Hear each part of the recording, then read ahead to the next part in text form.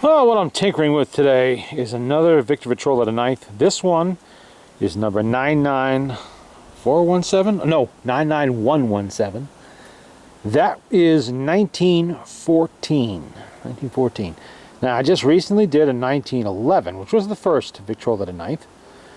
And this is a little bit further along. You've seen me do a 1913 in one of the other videos. Mahogany case, of course. Well, I did offer oak also, but this is a little bit more modern than the 1911. It has the thin tone arm, but it's still the conventional tone arm you're going to recognize right up to the very last of the Victrolas. Now, some stuff going on with this, I'm not really sure. Obviously, the sound doors are missing. That's the one thing. For another, I found that the motor was really loose. And I'm not sure if that's because somebody was working on this or it just somehow got that way and no one fixed it. I don't know. You can see some weirdness going on here with the speed control. I don't know what this is doing there. It's a little stick someone put in there in place of the screw that should be there. I mean, that doesn't work because how are you supposed to know your speed when it's flopping around? Anyway, it actually has the knob. That appeared, I believe, in late 1913, but I forget. But it's nice to have it there because you can do this. And of course, unlike the 1911, this does pivot on hinges. It doesn't have the 4 bolts and you lift the whole thing out. The motor is the same type they would use right up until 1917, actually 16. In 17 they went to a different barrel, a one-piece barrel. I don't know, I'm sure I'll find out. You know, dirt is normal in there, everything's there. It's all intact, nothing's missing. And this still has the female style crank that would disappear in 1915. This has an isolated horn, as you can see down in there. Just like the 1913 did. 13 was the first year for that. This is 14, so it has the isolated horn. Nothing alarming in there. It's all there. All the pieces that are important. I think the springs are intact. It seemed that way when I tried to crank it a little bit before. Didn't want to push it too far. It's not really that horribly dirty either. Just normal. You know, it's not that thick, caked-on icing you sometimes find of old grease. I see this is torn loose, but the screw is actually still there. That's the brace that goes to the motor board for the speed control arm. Has to come off anyway for the motor to come out, so one way or another it would have been coming out of there. Hopefully the missing screw is down in there somewhere. Probably is. I'll find that out when I shake it loose. Now, you can see it's got the mid placed. The winding hole is in the middle. It's not here on the front because they have changed the motor from 1911. They did that in 1913, actually. I believe it was 13. Late 13, I believe. They would keep this configuration right up until the last one in 1924, or rather 26 for the exports. Now, as one curious thing I did note, I've said before that there's always little changes being made to any Victor machine that's around for a long time, like these ones were, 11 to 26. Or 24 for US sales. These doors, sound doors. See, I had a set of sound doors off of a 1912 case, a cabinet that I bought on eBay, just a cabinet, for other things, but I figured I'll use the sound doors for this. But when we put them on, whoop, well, you see the problem already. Come on, get in there. They're too small. See the difference? So between 1912 rather, and 1914, they actually made the cabinet a little taller, or possibly just made the horn opening a little bigger when they went to the isolated horn. Oh, look at this. Never fails. On a gray day, it's starting to rain while I'm doing the video. Well, I'm not going to be servicing this today anyway. And it's not clean yet, so a few raindrops won't hurt it. So I'm going to have to source, even the number of holes in the hinge and the piano hinge there are different. I am going to have to search around and find some sound doors off of a 1913 or 14 cabinet. Because 14 would be the last year of the piano hinges. 15 starts with the small hinge. We'll find them somewhere. Might take a while, and there's nothing that says you have to have sound doors on this machine to use it. You could, this would, what do you do to use it anyway? You open the door so you have access to the horn. So you just don't have the convenience and nice looking doors there, but you can still use the machine. Because I'm going to go ahead and service this, and if it takes a year or two to find sound doors, all right, and not like I'm in a hurry. Now the cabinet on this is very nice.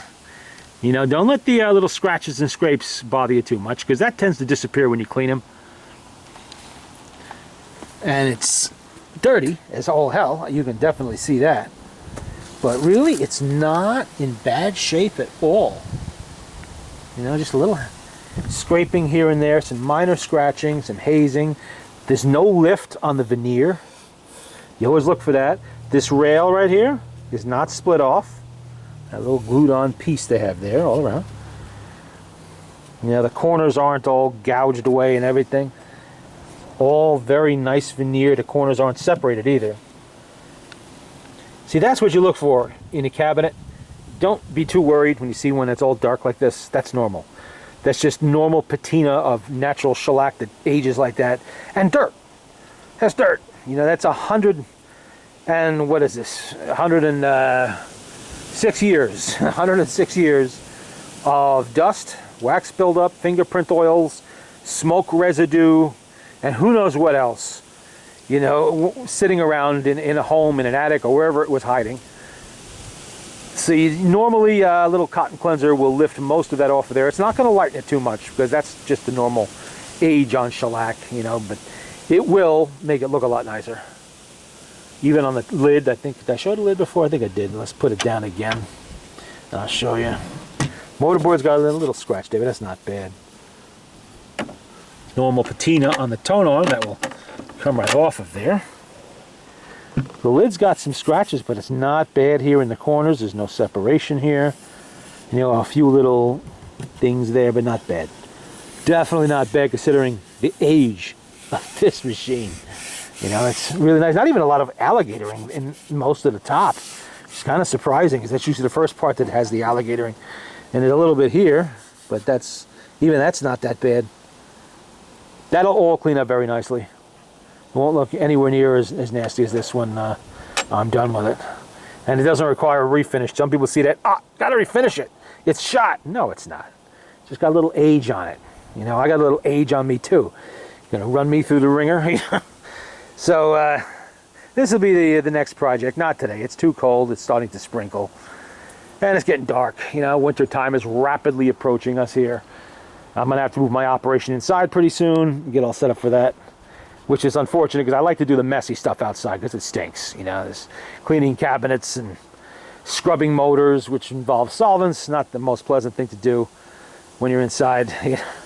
In a big shop, I can do it. You know, there's enough room in there not to be too dangerous with the fumes. But in my little shed behind me here, I really don't have room to do that kind of stuff indoors. But that's, you know, I'd actually forgotten about this machine. I went to get some parts for something else, and I couldn't remember what it was. I needed that cabinet, extra parts off of that 1912 cabinet for, and I said, I know I had another project in mind for this that I remembered. See, a friend of mine saw this at an estate sale, and he bought it kind of on spec that I would want it. And the price was right, so it wasn't too bad. You know, I was a little disappointed about the missing sound doors. Ironically, this is one of two machines that he brought me without sound doors. The other one being a Victrola the 8th, you know. A 1913 that's also really badly refinished. Somebody made it look almost yellow with new, doesn't look very good, but it's good for parts, if nothing else. But these are the machines I like, the ones that aren't messed with. Nobody's been molesting this. You know, I don't have to worry that someone tried to re-shellac it or anything like that. It's definitely kept its age, which is what you want to see on an antique, you know. But that's the first look at this machine. Oh, they also had an exhibition reproducer on it, which was nice. It even has a nice diaphragm, which might be good, who knows. This doesn't look like it was damaged too badly. I don't see the needle arm doesn't look horribly bent. This, that's normal. That's the shrinkage of the rubber isolator gasket.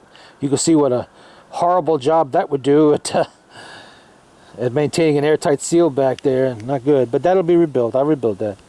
It has the upgrade of the triangular opening in the needle bar, so that you can use, I'm not sure, by 14, that might have been standard already.